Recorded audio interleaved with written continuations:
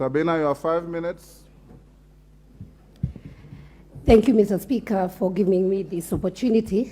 And Mr. Speaker, I will say, save from reports that I've had from last week from the media, I'm really shocked that a communication is done on removal of my position, a position that was negotiated by my party with the coalition partners without informing me, Mr. Speaker, without actually involving me at all, Mr. Speaker. Mr. Speaker, as you are aware, in Article 47 of the Constitution, there is a provision of right of every person to administrative action that is lawful, reasonable, and procedurally fair. And under Article 236B of the Constitution provides that due process of law should be followed prior to any removal of office process being effected, Mr. Speaker. And so I am a member of Jubilee Party. Mr. Speaker, I can confirm to this House that we have not been called for any PG of our Jubilee Party. Neither have our coalition partners called us formally for any meeting. And so, Mr. Speaker, I feel that this is a right that has been denied. We are 28 members of this House, Mr. Speaker, and so this position is not Sabina's position, but it is Jubilee Party position. And hence, we need, Mr. Speaker, to be consulted. Mr. Speaker, we need to be involved in any process or any decision.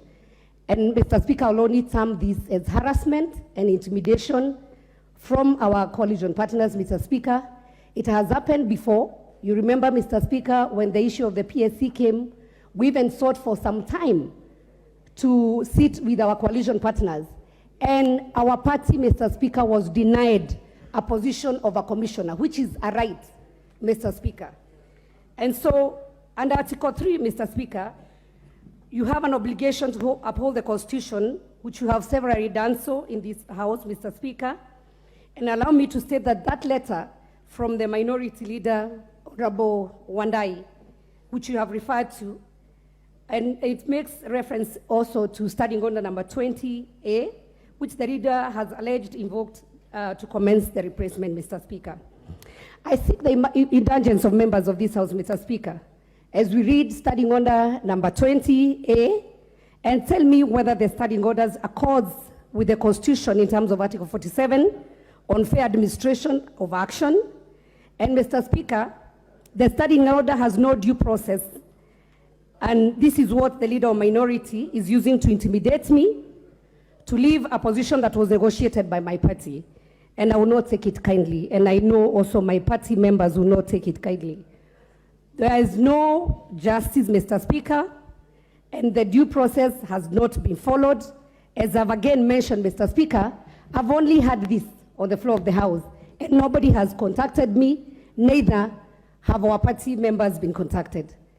Was there a meeting that was held? Were there minutes, Mr. Speaker, that were given to you as part of this communication? Were there signatures that were there? And how many members of Jubilee Party signed? Mr. Speaker, I will beg that you avail to us these records and give us ample time before you communicate, Mr. Speaker, for us to sit and deliberate. One, as Jubilee Party, and number two, as a coalition, Mr. Speaker. And as a way forward, Mr. Speaker, I know you have commented that you have received messages from Honorable Samuel Arama, who is our parliamentary whip, Mr. Speaker, on Jubilee Party being an independent party. And so, Mr. Speaker, we deserve to have our own position in this, including our leadership position as Jubilee Party. We cannot be ignored, Mr. Speaker, where we have 28 members. We are second largest minority party. And so, Mr. Speaker, we beg that, Mr. Speaker, you give us time. We have our dispute resolutions. We have to follow the due process, Mr. Speaker. Give us time so that we can table in front of you in this House the deliberations that will follow. But for now, Mr. Speaker, I would like and request that the communication be treated as null and void until the parties sit down, agree, and everybody is involved. Mr. Speaker, we will not allow this position to go like the way they did for the position of the commissioners.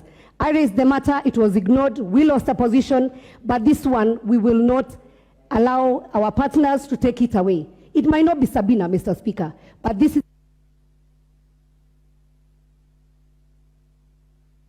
I'm the victim. Yeah.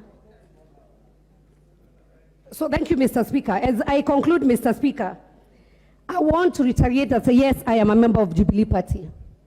And Jubilee Party is the second largest minority party in this House, Mr. Speaker. And I beg that we also get our equal share from the committees, from the House leadership, Mr. Speaker, and do not allow these people, Mr. Speaker, to intimidate us.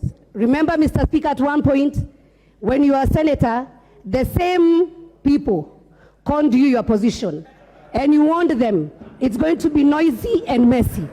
And so, Mr. Speaker, I want to repeat again, we will not allow to be conned, Mr. Speaker, and we will repeat again, it's going to be noisy and messy, Mr. Speaker. Do not forget the journey we have walked together. And so when we get to this level, this is when they want to intimidate us, Mr. Speaker. There is also freedom of association, which, Mr. Speaker, you have also communicated in this office. So we are free to associate. We are free also to make independent decisions, Mr. Speaker, but we will not be cowed. We will not be intimidated. Mr. Speaker, as it was ruled then, when you are removed from the position, now you are at a position, Mr. Speaker, where you can be able to guide this House. I pray that God will give you wisdom, that you give us proper direction. But for now, Mr. Speaker, without